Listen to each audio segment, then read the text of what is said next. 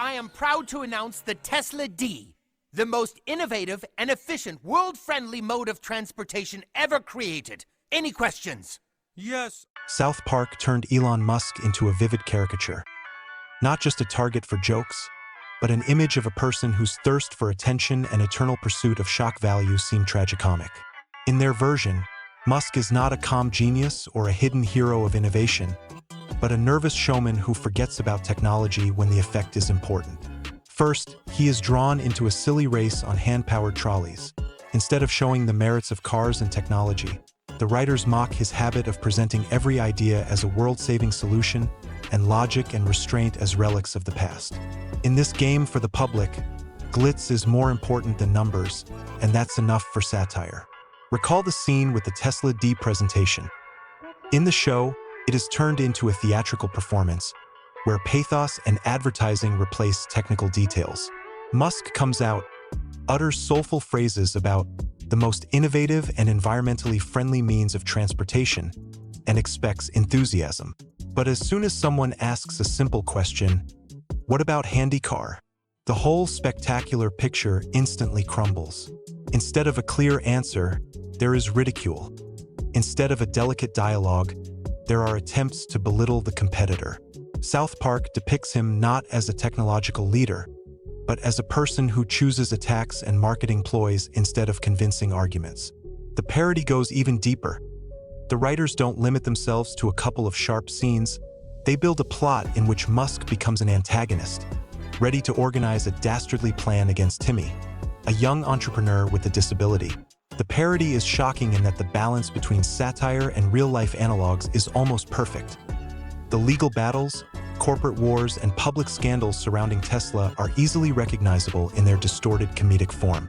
In reality, by 2020, the company had indeed been involved in hundreds of lawsuits, and the high-profile, funding-secured tweet led to an SEC investigation. Television hyperbole only amplifies the effect, making familiar facts sharper and more vivid. A tour of the futuristic factory becomes a key image.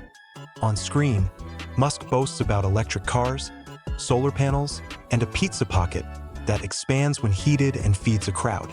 This is not just a funny gag. It is a symbol of the reduction of a grand gesture to an advertising gimmick. The scene demonstrates how ambitions to colonize Mars and save humanity are sometimes reduced to everyday gadgets or microwave meals. The promised solar roofs of 2016 in the parody serve as a vivid example.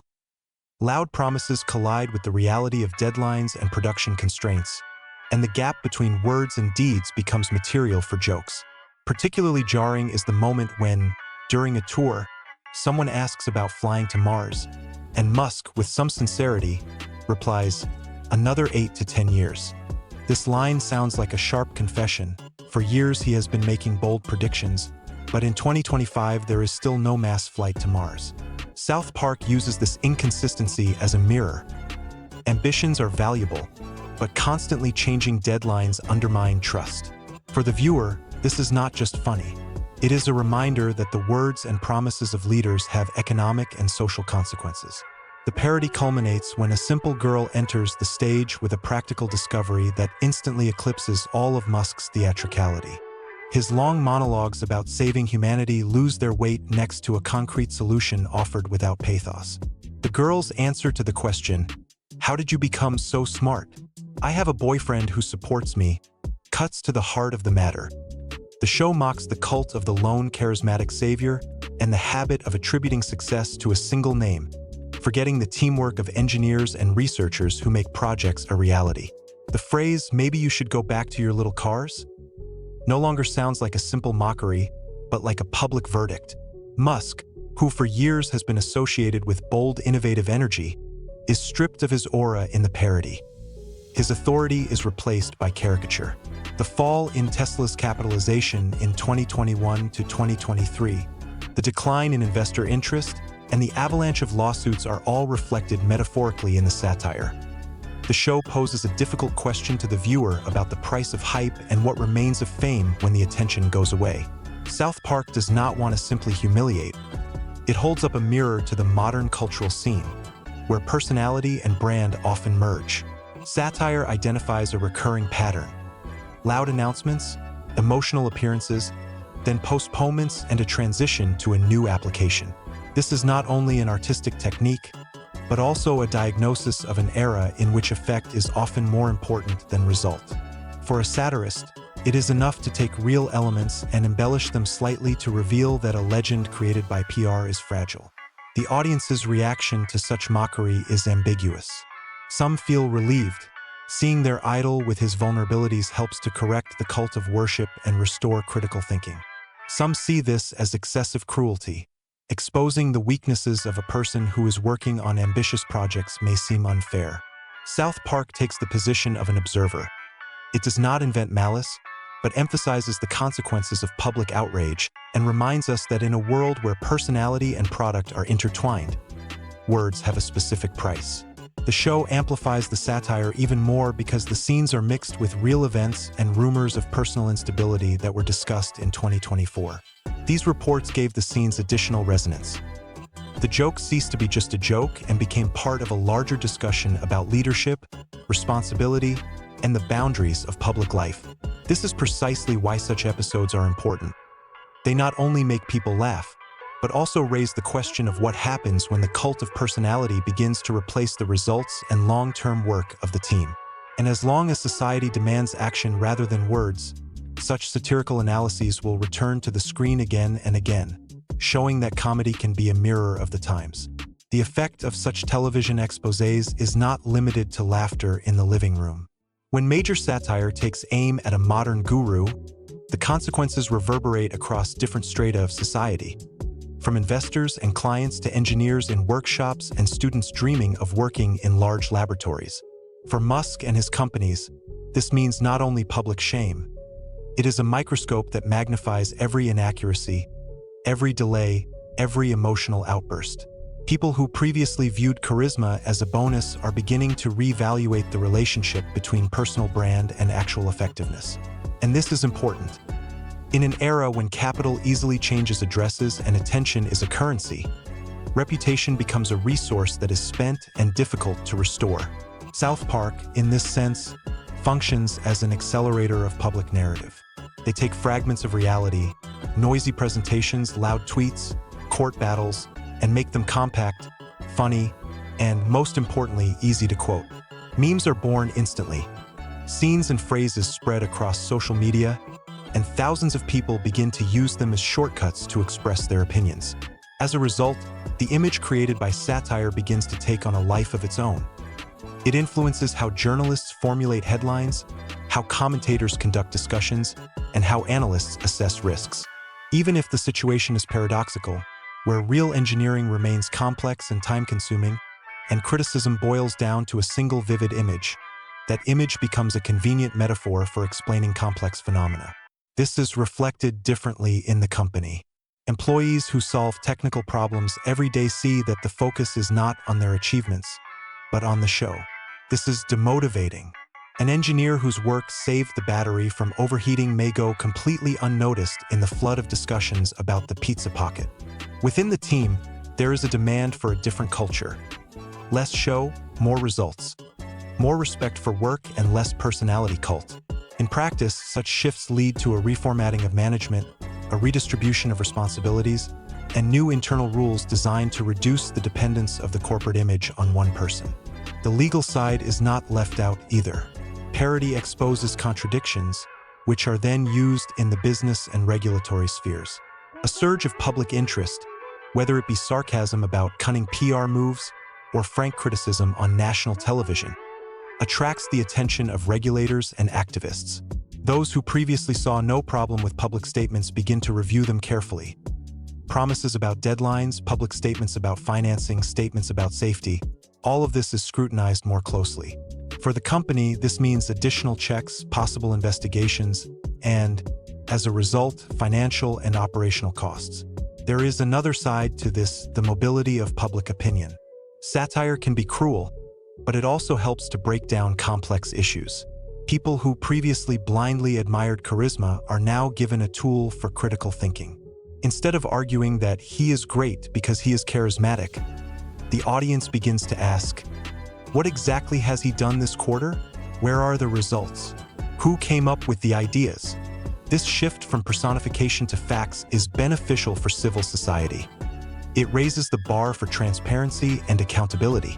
So satire has a socially useful function. It cultivates attentiveness and reduces the effects of fanaticism. But it's not all one-sided. For an audience addicted to drama, such episodes are also a source of entertaining catharsis. You can laugh at those who previously seemed untouchable. This is important from a psychological point of view. People like it when giants seem vulnerable because it reduces the feeling of powerlessness in the face of global forces. However, this comes with the risk of oversimplification. Complex technological and social issues are reduced to grotesque images, and as a result, the depth of the discussion is lost. Instead of analyzing the long-term consequences, we get a joke that quickly becomes outdated and does not solve any problems. In this sense, South Park acts as a test of culture. How ready is society to accept a complex truth wrapped in comedic packaging? The parody calls into question not only Musk's personality, but also a system that rewards noise and external effects more than long, painstaking work. This is a challenge for investors, regulators, employees, and the creators of technology themselves to rethink values, reset priorities, and refocus on sustainable value creation. At the same time, the series leaves no room for simple answers. You can love or hate Musk, but the question of how to combine ambition and responsibility remains. South Park is just a mirror. It shows what happens when ambition turns into a show, when promises are stretched and attention is focused on the personality rather than the product. When satire becomes a mass narrative, the companies and people in its crosshairs are forced to choose: resist the wave or learn from it. For an organization like Tesla in the midst of criticism, there are several paths to recovery, and they are not limited to PR. The first step is to acknowledge the problem and shift the discussion from the individual to the process. This means stopping defending the image at all costs and starting to talk openly about deadlines, risks, and methods of minimizing them. Transparency does not make mistakes less painful, but it reduces the degree of mistrust. If management honestly explains why the delays occurred and what measures have been taken, the audience is more likely to assess the situation more calmly. The second step is to restructure responsibility. When a brand depends on the charisma of one person, any public misstep reflects on the entire company. The solution is to strengthen institutional mechanisms, delegating key communications, creating independent product councils, formalizing roadmaps, and publicly reporting on milestones. This not only reduces the risk of reputational failures, but also helps to show that the company's success is the result of collective effort, not solely personal talent. The third step is to reinvest in a culture of engineering recognition. Satire tends to emphasize external glamour. The response strategy should strengthen the internal focus. Celebrating specific team achievements, publishing detailed case studies, and giving engineers a platform to explain complex solutions all bring attention back to the actual content of the work and motivate employees. The practical benefits are obvious. Employees see the connection between their contribution and the public perception of the company, and the audience gets a more accurate picture. The fourth is working with regulators and legal caution. Jokes and memes can prompt regulators to conduct inspections. A willingness to engage in dialogue, proactive audits, and transparent responses to requests from regulatory authorities reduce the chances of fines and lengthy investigations. Moreover, public promises should be legally evaluated before they are made.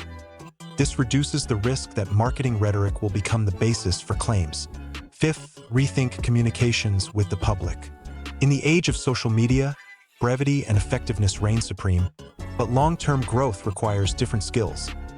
The ability to translate hype into understandable metrics, explain progress step by step, and acknowledge failures before a meme does.